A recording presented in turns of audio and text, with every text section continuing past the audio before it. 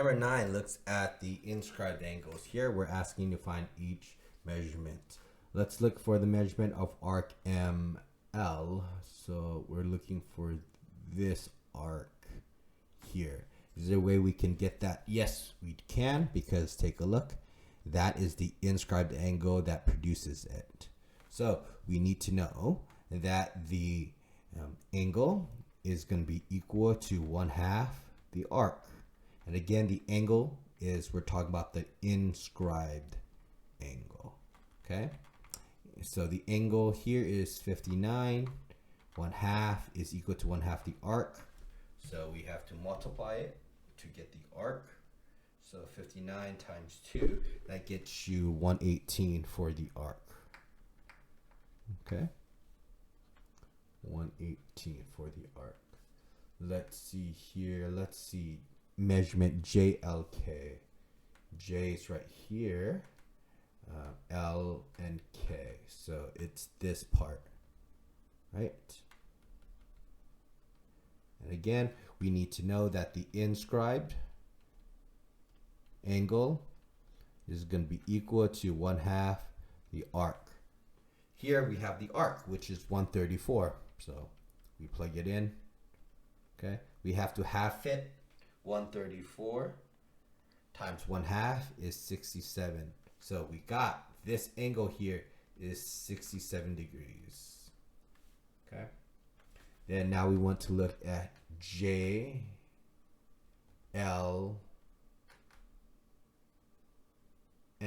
We want to have this angle. How can we get that angle?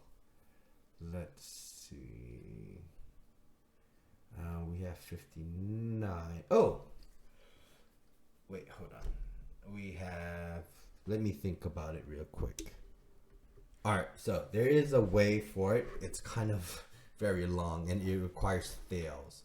Okay, so I saw this entire thing here, right, is a semicircle. Okay, so here this whole thing is what, so we can say the arc of JML is equal to 180. Do you see that? Okay.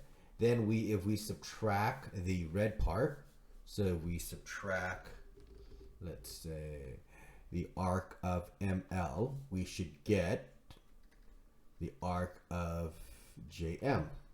We know JML, because it goes through the diagonal, has to be 180. Then we got the red part, ML is 118. Okay, that should get us the arc of JM. So 180 minus 118 gets you 62 degrees for JM. So this is 62, okay? But look, this is its central angle right here, right? So the angle of JLM is going to be equal to 1/2 its arc, and it's 1/2 the arc of 62. So all we have to do is half 62, which is 31. So this is 31 degrees. Okay, it requires Thales.